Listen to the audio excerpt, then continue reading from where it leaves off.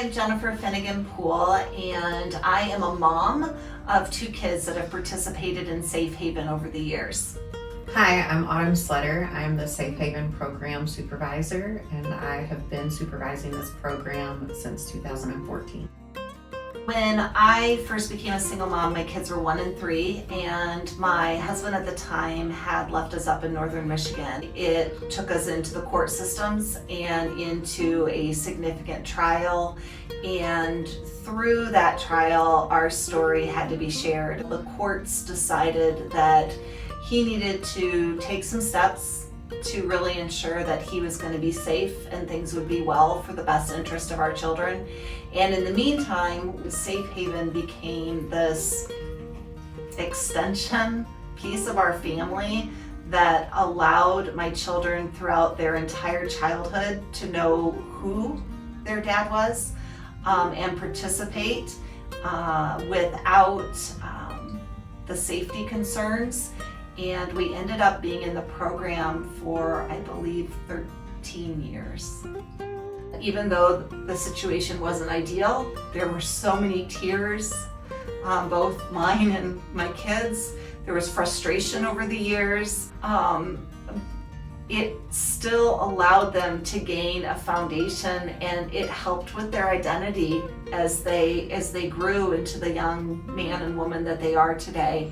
And so if Safe Haven didn't exist, there would not have been any space for healthy to be a possibility.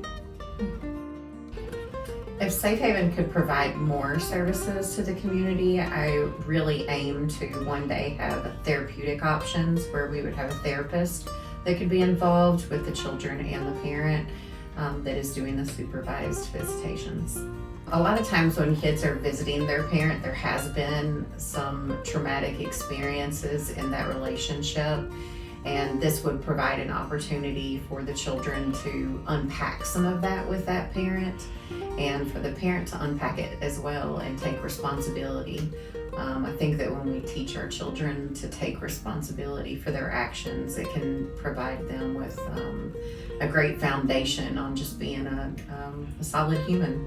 You know, I remember the first time that I came into Safe Haven, and it was right after getting this court order that said, okay, you're going to take your kids and you're going to drop them off, and they're going to see, you know, their biological dad. And I can remember the first time driving in and taking, you know, for me, nothing more precious than like my 2 kids, and they were so young, and saying, here you go. And I remember the gentleman at the time that came to the door was so kind and he was so good. But I went back to my car and I sobbed, just realizing that it had been all on my shoulders to try to assess and evaluate and keep my kids safe. And I think I was crying for 2 reasons. I was crying because there were other people now on my team, and I was crying because I was scared. We have a very limited time that we can kind of dig in and say, you know, how are you feeling about that? But those are big things. I have seen that pretty often at that first drop off. It's so hard because you are handing your child over to someone that you don't really know. But we are very empathetic, I think, all of us, and for every person that walks through the door. I think if we lose Safe Haven in this area, there is not a second answer that comes even close to this program. It is a critical program in our community. The importance of having funding for a program like this is for all of us. It's for everyone.